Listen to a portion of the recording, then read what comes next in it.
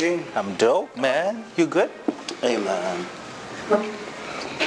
How you is? It's been a minute. I've been like a lot of traveling. Okay. Yeah, a little fatigue, but yeah, man. You know. Well, where have you been? Where have you been lately? Well, you know, just come from the design Indaba. I was out there performing alongside Sulu Gonera, who directed that One Source video. Phenomenal dude. Yo. Phenomenal guy. Still get goosebumps watching it. Like, yo. Yeah. And he's a Zim Oak. Shout out to Of course. Yeah. Where did you think he was from? Where did you think he was from? But you've been good though. I'm glad you've been good, and I've been seeing a lot of what you've been doing, preparing for the One Source live. But that's not where we're starting. Yeah.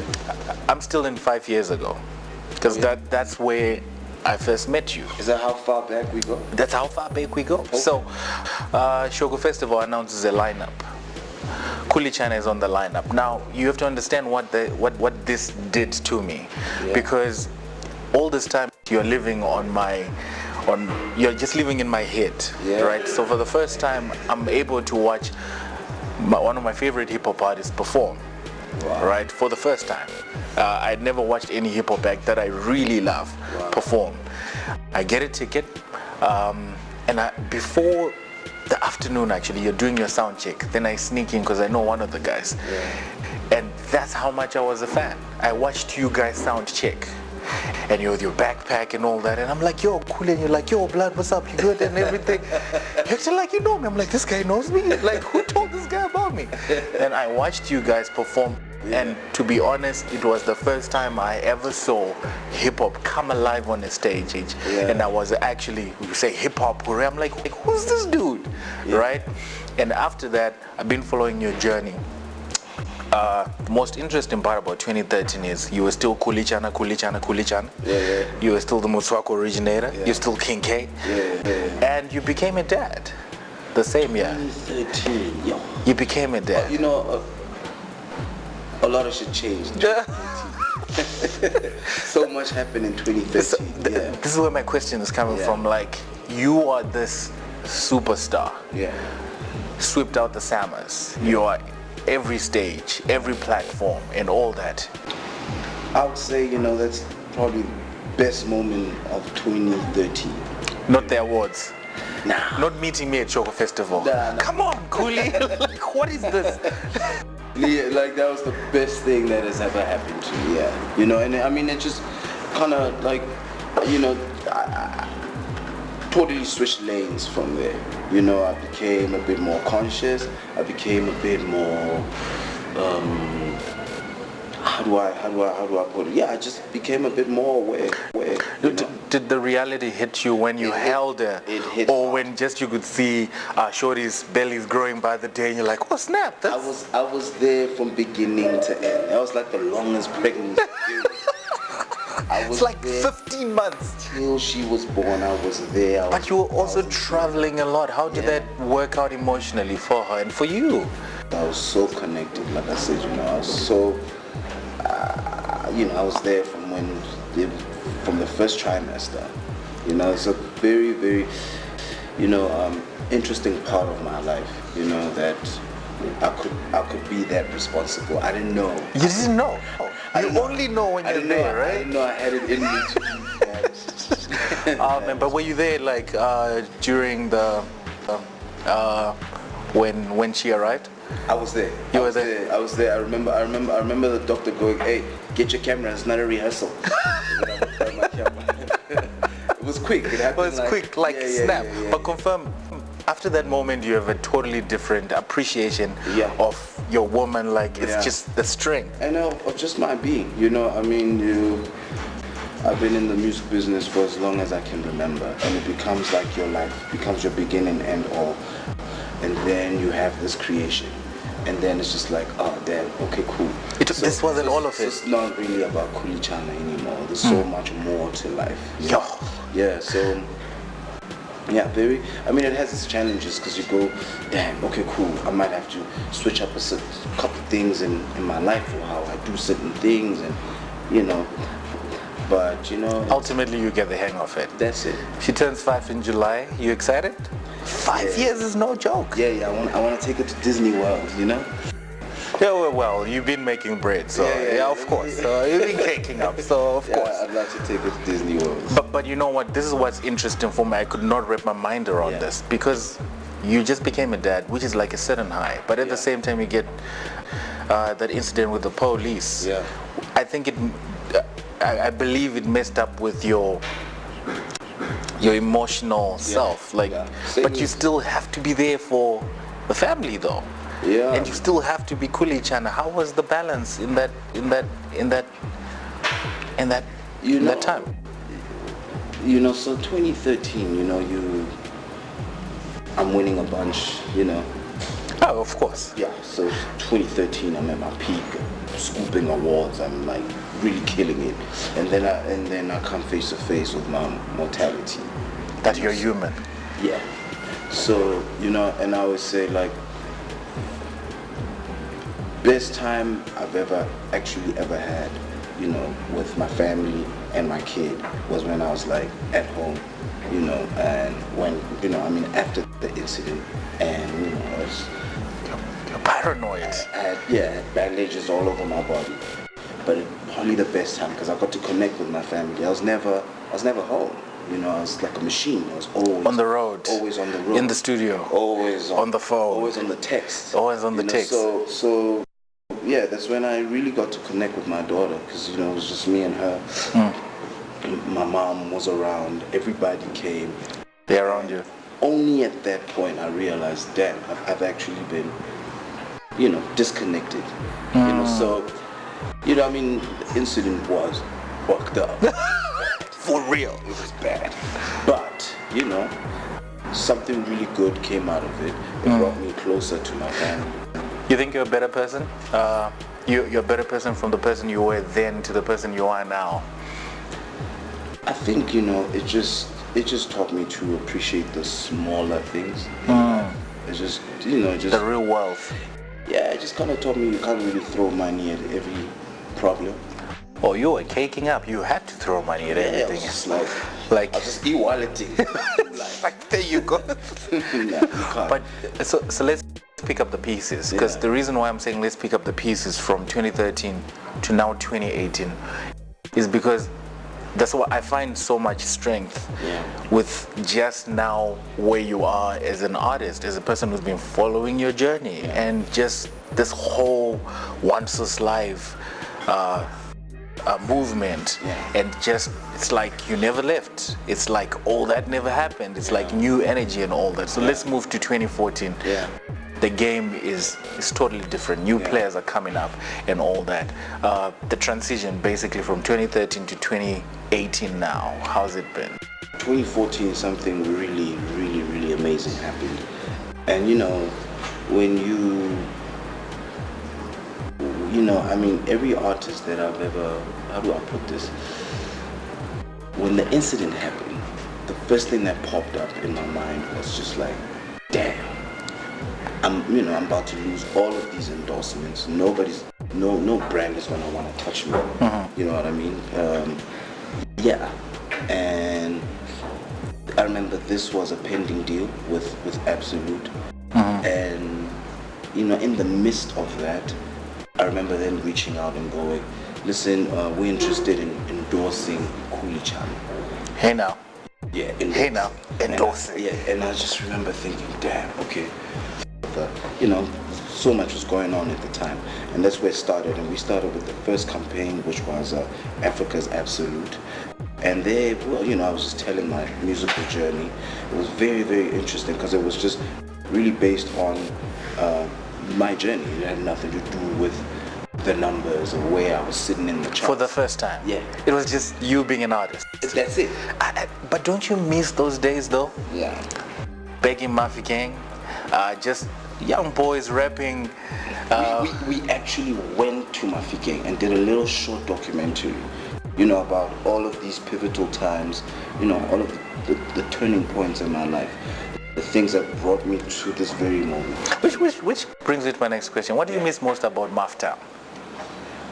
You know what I miss, man? I miss walking. Yes. Just walking to studio. I miss the ciphers, you know, in the street corners. I miss, just you miss simplicity. Yeah. Yo, is it true it's lonely at the top? Hey man. You don't look lonely now.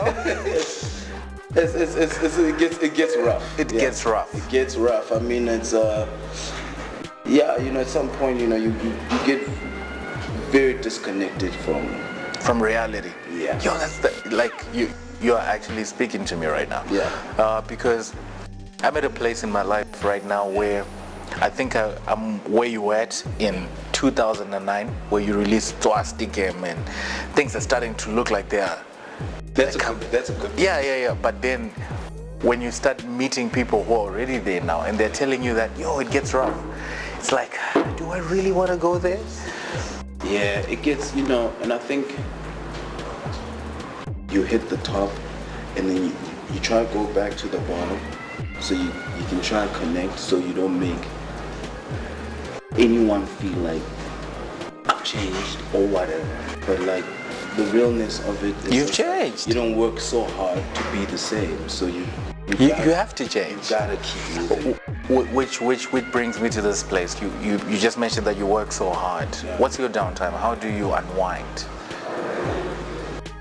Definitely some wine is involved. What kind of wine?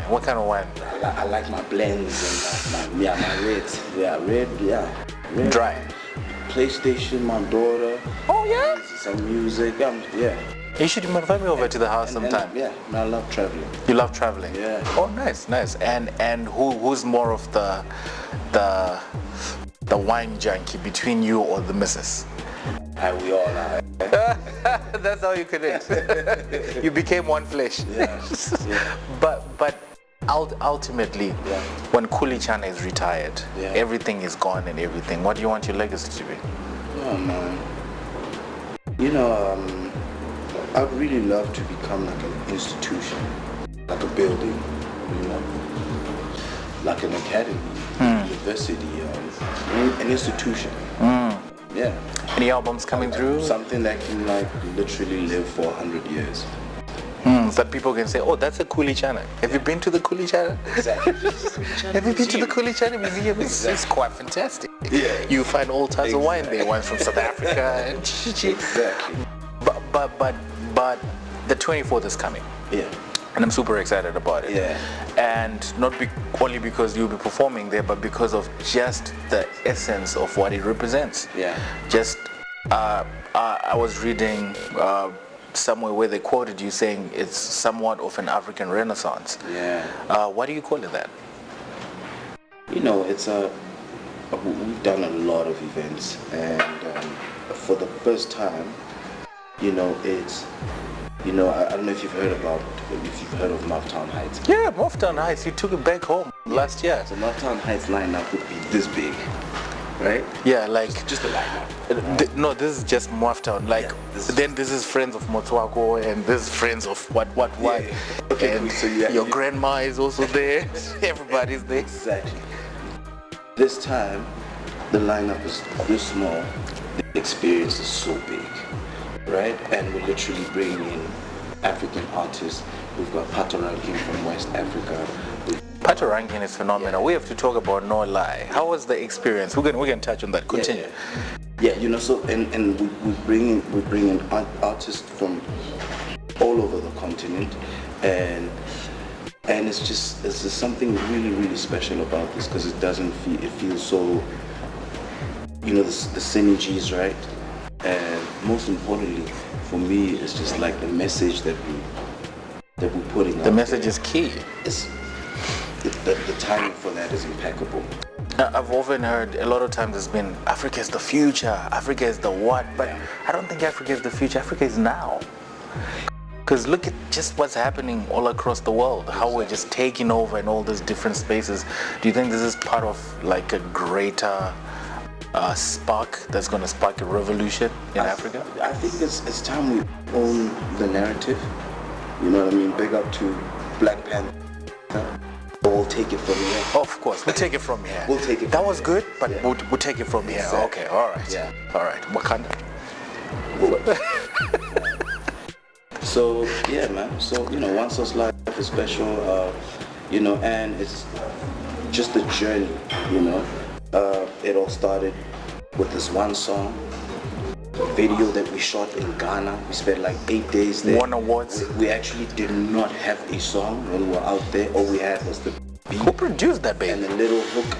It was produced by Apu Sibeke.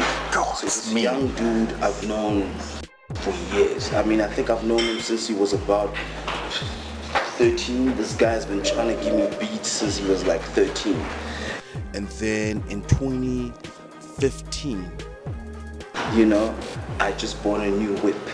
And then I went to go visit him. Wait. Rewind. You had bought a what? I just bought a new. Let him know, Khuli. Like. No, I just told you. So I just bought a new whip, so I went to go visit him because I thought it was time. So I went to go see him. He played me some beats, and one of the beats that he played me was that One Source beat. And then we took him and we brought him to Joburg, and we spent like a year working on this One Source album. All right. So I was like, so? it was produced by Northwest, young genius producer. Fresh. So went to Ghana, and I remember I went over there with cages, and we actually all we had was like a hook. We shot the video, amazing video, and the video actually inspired the lyrics. Oh, there was no. Yeah, That's genius. Like, that's dope. Inspired the lyrics, and then from there, man, I experienced a whole new level. For me, this whole One Source project gave me an opportunity to reinvent myself. Oh, Exactly. Africa is no longer riding shotgun. Yeah. Wycliffe heard that, loved that. Yeah. Sees you in the street. Yeah. Khuli, Yeah. what up? Let him know. How was that experience? Like, this is the creator of the score. Like, Creator of the score. Now imagine the creator of the score telling you a story about an 18-year-old Wycliffe in his basement working on the score. Now, I've experienced like going full circle. Now going full circle is like, I remember a time when, we didn't have producers and, no one was rocking on their own beats. So what we used to do back then is that buy a single, and singles would come with like an instrumental. And I remember we bought this Radio Nut, Fuji's that Enya sampled mean something. Yeah. Let him know, man. So one of our first demos was on that Radio Nut beat, right? I met Cans, I meet this guy, he shows me so much love, he introduces me to his whole family, introduces me to all the key players, tells a little story about One Source and what it means to him and why it resonates with him. And then I join the entourage, we go check out his Shazam talk. And Get out of here. And then, and then he references our work. And then he calls me on stage. Bust a verse, Khuli. To rock a verse on the Radio Nut beat. Yeah. Do you remember the verse?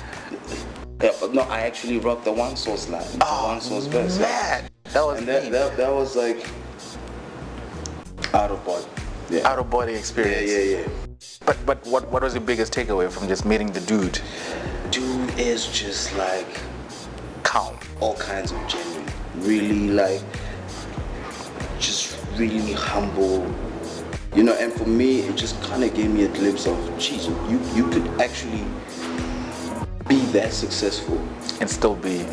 chilled. I could relate with him on so many levels because if you think about it, Wycliffe Khan also took a break from the game.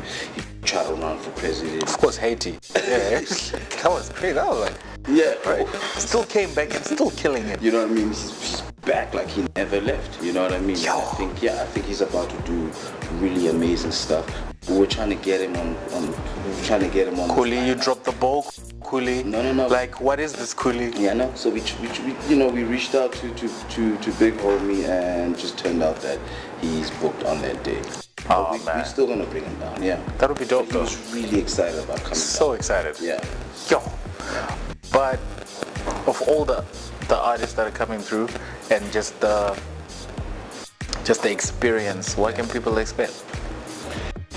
You know, like I said, man, the experience is just gonna be so refreshing. You know what I mean? There's a lot of concerts out here now, like so many like properties, and I think this is gonna be one of its kind. So, what do you think of South African hip hop now? Where are you guys? Because it has become more pop. It's now the new Kwaito. It's the biggest genre in the country. Do you feel like it's the new Kwaito? It's the new Kwaito. What makes you feel like it's the new Kwaito? People talk hip hop. People dress hip hop. Yeah. People, one of the biggest records in the country, have been hip hop for a minute. Yeah. The main celebrities, the people we really look at doing amazing things. Yeah. Forgive Black Coffee. Yeah. But people in the headlines doing amazing things musically. Yeah. And that feels like Kwaito 90s and That era. yeah, that era just happening all over again, but it's just a new urban expression, new urban South Africa. And what's your take on the game right now? Hey man, I mean, we're killing it right now. I mean, SA hip hop right now, I think for me, what really stands out, what jumps at me is just the idea of how many of SA hip hop, you just say rappers that own their own labels. Yeah. That excites me. Because when you came up, there was nothing. Nothing. And just the idea of just how brands also gravitate towards hip hop. And there was a time brands never. We don't want to hear that. Yeah. We don't even want to know what you guys are doing. No. So it's a very interesting time, you know. So yeah. What about this whole thing that there's a new generation, all right? Because I think there are like three generations now of just the people who really started this thing. Then there's the generation that came after that, the Stogies, all of that, who are somewhat the OGs now. Then there's the generation that came after that, which was maybe your AKAs and your Caspers and your all that. Then there's the generation that's there now, which is your Nasty C's and all those younger cats who never had to experience rapping on a street corner, who never experienced having to walk miles just to get in a booth, who never experienced having to jack your Ready or Not beats so that you can make a demo and all that. What do you think of just the disrespect or them not acknowledging that people like you or OGs had to sacrifice not making it so big so that they could make it so big? Because I see it, for example, with the Casper and Stogie situation. With all of these youngins just disregarding just OGs who've been there, killing it, kicking it for them to actually have a platform. I see where you going with it. I wouldn't focus on that. I would, I think we also have to acknowledge that this new generation is so gutsy, so free, And I like how somebody like Cass is also pushes through regardless of whether he's getting airplay or not. I'm just gonna do it. He's still gonna fill up a dome or a stadium. I like how A-Reese can, leave like a major, label and be able to start all over and do his thing. I like how Nasty C moves, like how he, the frequency in terms of the output. These guys work really hard. They're chaining out more. What about on a craft level? So on a craft, for me, I appreciate that. You know what I mean? So I know, we always gonna have some issues. I really never dwelling on that stuff. True that. I think Stogie and Cass they'll sort it out. They'll sort it out. Yeah.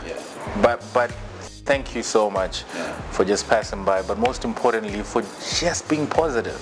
Yeah, man. For just being a nice dude. Man. You know what I'm saying? For just being a nice dude. So what's up, man? When you guys gonna call me out? When you guys giving me a call, when are we doing next Shoko Festival? I haven't heard. Shoko Festival, we've been literally, because ever since you left, the year after was Jabba, the year after was Cass, so it was like 3 generations of. Let's go. Motswako. Then after that was AKA. Last year was What's his name? The roll up dude. MT. Yes, MT came through. He was overwhelmed. He didn't believe we could fill up a place and singing along. So you could tell he was it was the opposite. Yeah. Instead of the crowd to be amazed, he was actually amazed. You'd be like, what? Yeah. Is this happening? Yeah. So it was dope. It was really dope. So I guess soon. Yeah. Soon. So what's coming? Besides the 24th, any personal projects? Yeah, man. Or any exciting things? New music. We got this new movement called My Throne. Well, it's not so new. It's just kind of been renewed. So yeah, My Throne, Cageism coming up. Wait. A new album. Wait. Cageism. Yeah. You two seem to have a special relationship. Yeah. Every major record, every major everything you have. Cageism is always there. What's your relationship with the dude? Cageism, we've been making music with KG since I was probably 11, 12. Yeah. Mean producer. I think KG actually wrote my first rhyme. Get out of here. Yeah. I had the flow, but I sucked. So writing. Yeah. Your pen skills were weak. Yeah, pen skills. Boo, Khuli, you whack. Me and KG have a really special connection, but I'm really excited about this year because finally he gets to drop his first project. There we go. Yeah. What about Borafe? Are you guys gonna drop some? Yeah, so we've been working. Now and then we get in the studio, work on the song, archive, work on the song, shelf it. So yeah, eventually we'll drop. I saw on the Mrs. Instagram, she was saying, I know you'd rather be at the studio. Got this amazing space. You should actually come check it out. So we got this amazing space, recording studios, TV studios. It's like a creative incubator that we're trying to build. Where is that? It's a Honeydew Business Park. Okay. So, it's a whole new game plan. Where Real Talk for me is like a legacy project where the building. Yeah. Nah. It's that building we're talking about. We're going to the Khuli. Yeah, it's that building we're talking about. So, we've got Cageism, who's about to drop his album. MDB, who's like the sickest, phenomenal, out of this world rapper I've ever heard. And I'm excited about those two. So, yeah, man, and just working with young creatives. The space is open for anybody. Mentoring as well? Break bread creatively. Yeah.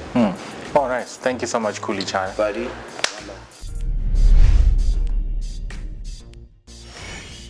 Yo, what's up? It's Khuli Chana and you're listening to SoProfound. Yeah!